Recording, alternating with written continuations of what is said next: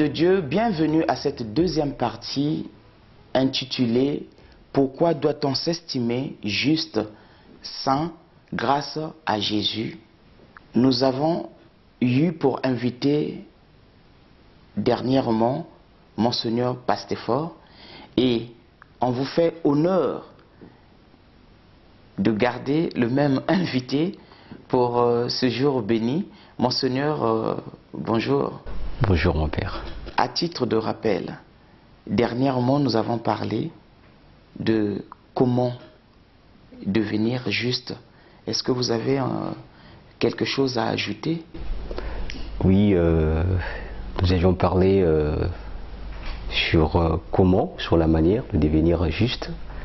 Et nous avons dit qu'il sied de croire au Christ, qui est donc celui qui a été envoyé par Dieu, ou par Dieu le Père, d'accepter ce qu'il nous dit et de mettre sa confiance en lui. C'est de cette manière qu'on peut devenir juste. C'est-à-dire, ce n'est pas par nos mérites, mais c'est par le fait que nous nous penchons, n'est-ce pas, sur cette parole bienveillante. Car à ce moment, il faut peut-être se représenter un peu le travail ou la scène que le maire essaie de faire lorsqu'il déclare un couple, n'est-ce pas, mari et femme. C'est permutatif. C'est en fait l'acte prend effet à partir du moment où la parole est prononcée. Donc c'est dans les paroles du Christ qui dit « Celui qui croit en moi ne mourra pas, mais aura la vie éternelle ». Pourquoi doit-on s'estimer juste, saint, grâce à Jésus-Christ? Quel était votre avis? Notre avis était de dire que Jésus-Christ nous suffisait pour prendre notre place sans pour autant regarder ce dont nous pourrons faire comme étant œuvre de charité.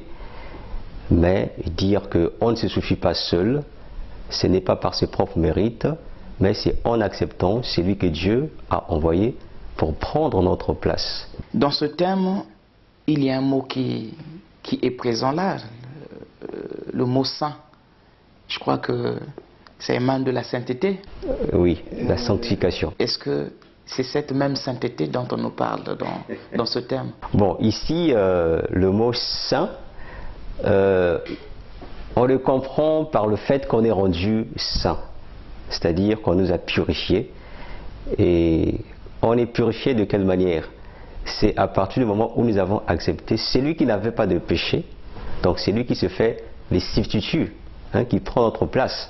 Donc dès lors qu'on l'accepte, dès lors qu'on l'invite dans sa vie personnelle, alors nous devenons saints. Donc Dieu nous déclare saints par celui que nous acceptons comme étant notre Seigneur et Sauveur. Est-ce que par là, vous voulez dire que la sainteté est une possibilité pour nous? La sainteté devient possibilité si seulement nous acceptons le chemin que Dieu nous offre. Là, ça devient possibilité. Mais si nous n'acceptons pas, ce n'est pas possible. Ce n'est pas possible avec tout ce que nous connaissons, qui pourrait automatiquement, je dirais, nous faire perdre notre position. Celui qui cherche à plaire à Dieu est assuré de la présence de Dieu et de l'aide permanente de Dieu. Posons-nous une question.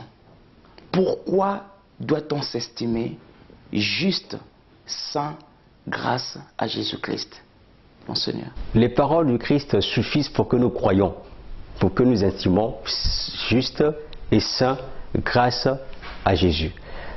S'il faut se répéter, je vais dire que Jésus s'est fait substitut. Donc il a pris notre place, nous qui étions autrefois pécheurs, mais qui acceptons dès ce moment que les paroles du Christ nous disent que si nous croyons en lui, nous avons la vie éternelle où nous ne pourrons plus être jugés.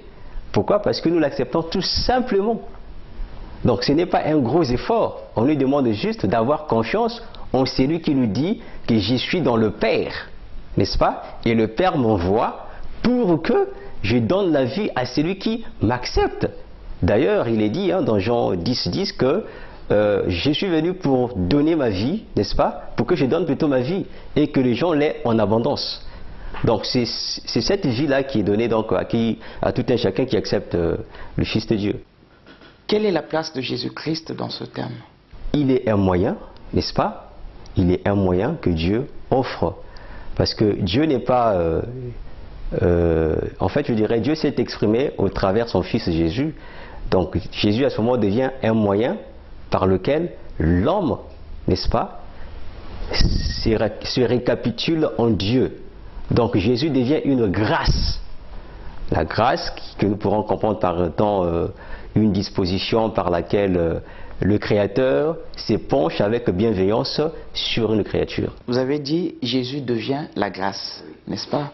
Mais la grâce, elle est donnée seulement par Jésus, ou bien nous avons la possibilité d'en avoir sans plutôt être en harmonie avec Jésus-Christ?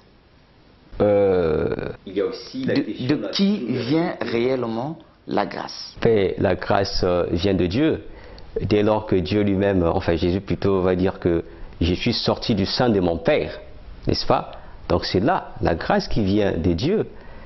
Nous ne pourrons pas limiter les champs d'action de Dieu parce qu'il est souverain, mais nous savons que Dieu avait promis, il avait promis qu'un sauveur serait donné au genre humain.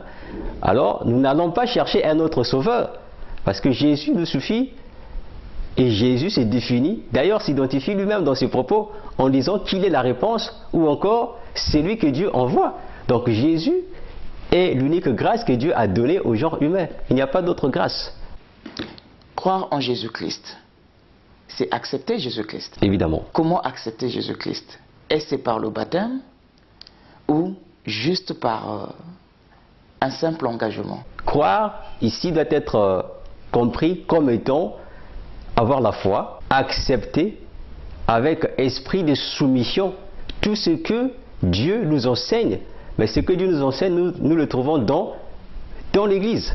Donc l'Église nous révèle donc les données que Jésus-Christ a enseignées à ses disciples en disant « Celui qui croit en moi sera sauvé ». Croire à ce moment-là devrait donc se faire accepter, n'est-ce pas, ou encore donner la position ou le moyen de faire accepter tout ce que Jésus a enseigné. Jésus a enseigné le baptême. Alors si tu veux être croyant, ou si je te proclame croyant, il faut que je te dise, est-ce que j'ai accepté tout ce que l'Église enseigne? L'Église enseigne quoi? L'Église enseigne le baptême. Qui, de nos jours, accepte le baptême ou qui n'accepte pas et qui se disent croyants ou chrétiens? Parce qu'il faut tout accepter. C'est là croire. On peut dire ça, je fais, ça, je ne fais pas. Là, ce n'est plus croire. C'est mettre en cause l'enseignement de Jésus-Christ. Donc, une fois reçus ces enseignements, vous parlez de l'Église là, nous avons évoqué un point là. Nous parlons déjà de l'Église. Une fois reçus des enseignements, ces enseignements sont reçus à l'Église. Maintenant, je reçois les enseignements à l'Église, mais il y a forcément une mesure d'accompagnement de ces enseignements pour être admis à cette justice de Dieu. Un cheminement ou un exemple précis pour édifier le peuple de Dieu. Jésus dit, celui qui sera baptisé, n'est-ce pas, sera sauvé. Celui qui croit en moi et sera baptisé sera sauvé. Ce sont deux verbes qui se suivent, n'est-ce pas? Et prenons un peu l'auteur inspiré. Je parlerai de l'évangéliste Luc, si j'ai bonne mémoire, qui nous représente donc l'épisode de l'Éthiopien qui va se retrouver en plein désert en train de lire un passage de la Bible, qui lira certainement la partie du serviteur souffrant. Ben, il ne comprenait pas. Et pour qu'il comprenne qu'est-ce qui se passe, dans la disposition divine, Philippe va se retrouver à ses côtés pour lui parler de qui il s'agissait dans ce passage. Il dit c'est Jésus. Et à côté, qu'est-ce qui se passe? À côté, il se passe qu'il y a une rivière qui est là. Alors, après que l'Éthiopien ait donc accepté, et donc compris l'enseignement qu'il ne comprenait pas, il demande donc à Philippe plutôt s'il n'était pas possible qu'il soit baptisé. Alors, on doit se poser la question, pourquoi est-ce que cet épisode se trouve ou se retrouve dans cette disposition? C'est pour dire que écouter ne suffit pas, mais c'est mettre en pratique ce que l'enseignement dit dans sa totalité. Oui, j'ai accepté, mais il faudrait que j'accepte le baptême pour que je sois celui qui est donc déclaré juste et saint. Donc ne pas prendre une partie, mais toute la totalité de l'enseignement laissé par Jésus. Je crois en Jésus-Christ, je reçois l'enseignement de Jésus-Christ, mais je ne fais pas sa volonté. Est-ce possible? Là, on n'est pas croyant. Là, on n'est pas croyant. On est un auditeur ou un spectateur. Okay. Parce que celui qui reçoit et qui met en pratique, c'est celui-là qui est croyant ou chrétien. Et ce qu'il reçoit comme forme matérialisée, est-ce que pour ce dernier, il parlera d'une grâce? Vous savez, quelque part, le Christ va dire, ce ne sont pas ceux qui disent Seigneur, Seigneur, qui entreront dans le royaume de Dieu. N'est-ce pas? Donc ce ne sont pas ceux qui pensent qu'il suffit de lire, il suffit de dire que Jésus est venu au monde et d'entrer dans le royaume de Dieu. Non, c'est celui qui va donc mettre en pratique l'enseignement qui est donc donné à l'Église ou encore donné par Jésus-Christ. À quoi sert réellement la grâce alors? La grâce nous introduit dans le plan de Dieu. Parce que l'homme étant incapable de se sauver ou de se démarquer au péché, alors cette grâce vient nous fait d'abord savoir que nous-mêmes, avec nos propres moyens, ne pouvons pas être à côté de Dieu. Mais cette grâce nous introduit donc dans la sainteté de Dieu. Ça nous donne le moyen d'être amis de Dieu, ou d'être effectivement ses enfants. Jésus est l'unique juste.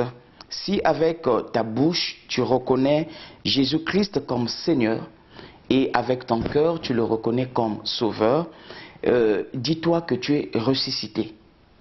Dis-toi que tu es ressuscité parce que c'est la Bible qui le dit. C'est celui qui reconnaît Jésus-Christ qui a, comme Seigneur et Sauveur, qui a la vie éternelle.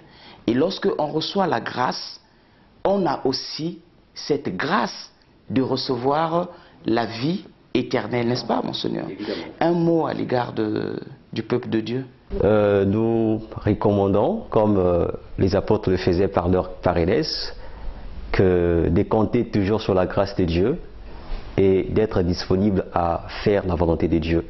Et cela, la sainteté d'un chrétien, être obéissant à la parole de Dieu.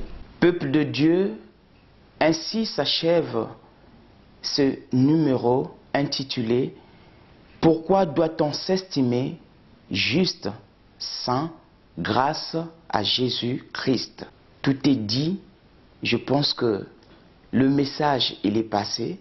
Croyez en Jésus-Christ, acceptez Jésus-Christ et je suis sûr et certain, Dieu qui nous accompagne, Dieu qui nous assiste, le Dieu vivant qui est avec nous, nous accordera cette grâce, comme il est dit ici, que par sa grâce, seulement par sa grâce, nous serons justes et saints. Et nous disons aussi merci à Monseigneur Pastefort qui a disposé de son temps pour vous édifier. Nous vous remercions. Bon dimanche et que Dieu vous bénisse.